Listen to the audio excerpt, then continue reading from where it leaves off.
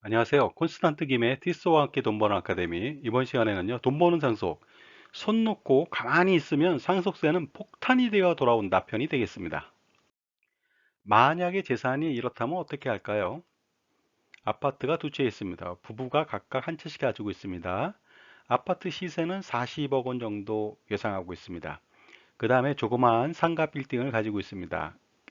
꼬마 빌딩 같은 경우에는요, 감정평가를 하거든요. 그래서 그 기준시가나 아니면 그 토지 공시지가보다 훨씬 높은 50억 원의 시세로 반영되고 있습니다. 그 다음에 금융재산이 10억 원 정도가 있습니다. 토탈 100억 원을 가진 사람이 있다고 가정해 보겠습니다. 이럴 경우에 이 사람의 이슈는 무엇일까요?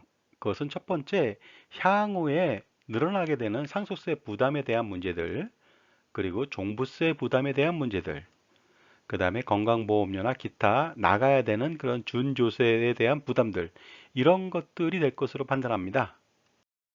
그런데 실질적으로 현재 100억 원을 가지고 있는데 상속세가 얼마인지, 그 다음에 미래에 얼마가 될지 여기에 대해서 계산해 보지 못하신 분들이 많이 있거든요. 계산해 보도록 하겠습니다.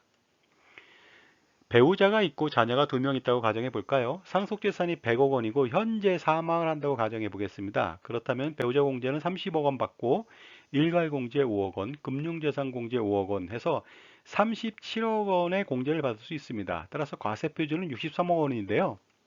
상속세는 무려 27억 원 정도가 발생합니다. 이러한 상속세에 대한 준비는 잘 안 됐을 거로 판단합니다. 왜냐하면 금융재산이 10억 원밖에 안 되거든요. 그런데 중요한 것은요, 현재 27억 원이라고 하는 상속세는 현재 사망해야 되거든요. 근데 이 사람 같은 경우는 50대 중반이라는 거죠. 그래서 사망할 확률이 별로 없습니다. 그렇기 때문에 장수한다고 가정해 본다면 10년, 20년, 30년 뒤에 상속세 추이를 알아볼 필요가 있습니다. 상속재산이 연 4%로 상승한다고 가정해 보면 10년 뒤에는요, 상속재산은 148억 원, 과세 표준은 111억 원, 그 다음에 상속세는 무려 51억 원에 육박합니다. 그래서 전에 비해서 10년 동안 가만히 있으면 상속세는 24억 원이나 증가합니다. 10년이 또 경과했습니다. 그렇게 된다면요, 상속재산은 219억 원이 되고요. 과세 표준은 182억 원, 상속세는 무려 86억 원이나 나옵니다. 그래서 현재 대비해서 59억 원이 상승했습니다. 그 다음에요, 30년이 경과됐습니다. 그렇게 된다면 상속재산은 324억 원, 과세 표준은 287억 원, 상속세는 100억대를 넘겼습니다. 139억 원으로 30년 동안 아무것도 안 한다. 그랬을 때 현재 상속세는 27억 원이지만 30년 뒤나서 사망을 한다고 가정했을 때는 상속세는 139억 원이나 나옵니다. 따라서 30년 동안 가만히 있으면 112억 원이라고 하는 상속세 증가를 바로 맞아야 된다는 것이죠. 그리고요, 이렇게 해서 상속세를 엄청나게 물고 나면은 또 상속 후에 배우자는 혼자 돼 있지 않겠습니까? 단독 배우자는 또 5억 원을 초과한 금액에 대해서는 전부 다 상속세 부담이 가중되기 때문에 이 또한 문제가 아닐 수가 없습니다. 그리고요, 상속이 일어나기 전까지는 또 물어야 되는 세금이 있죠. 이것은 뭐냐면요, 집을 가지고 있다면요, 죽을 때까지 그 집을 처분하지 않는 한은 종합부동산세를 맞아야 됩니다. 종합부동산세를 알아볼까요? 1세대 2주택이지 않습니까? 따라서 세율은 어떻게 되느냐? 3억 원 이하일 때는 1.2%, 그 다음에 6억 원 이하일 때는 1.6%, 12억 원 이하는 2.2%인데요. 근데 12억 원 초과 50억 원 이하일 때는 3.6%라고 하는 엄청난 종부세를 맞아야 됩니다. 그렇다면 한번 종합부동산세 한번 계산해 볼까요?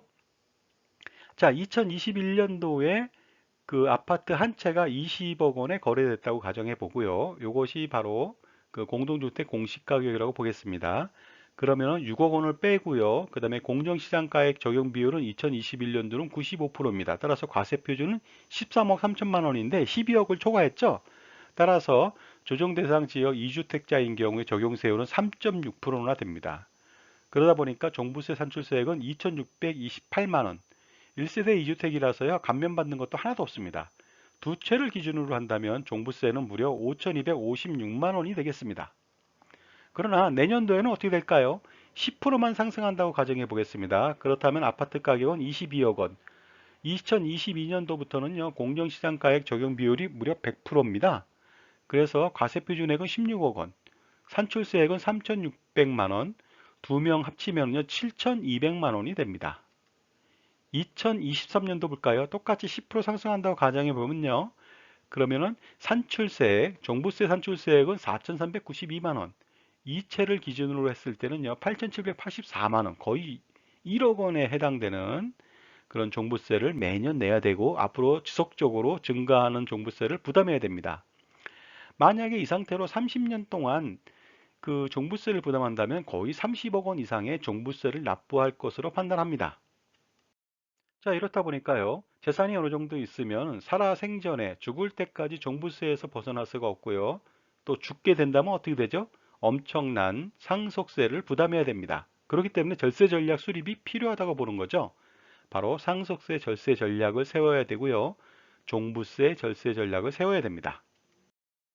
따라서 솔루션이 있다면 무엇이 되겠습니까? 상속세와 종부세를 동시에 줄일 수 있고 전략할 수 있는 방법은 바로 현명한 증여, 사전 증여가 중요하겠고요. 그 다음에 철두철미한 현명한 상속 플랜을 수립하는 것이 중요하다고 볼 수가 있습니다. 자, 지금까지요. 재산이 어느 정도 있는데 아무것도 안 한다면 죽을 때까지 종부세에서 벗어날 수가 없고 그 다음에 기하급수적으로 증가할 수 있는 상속세 부담에서 헤어날 수가 없습니다. 따라서 효과적인 절세 전략을 수립하는 것이 중요하다고 볼 수가 있겠습니다. 감사합니다.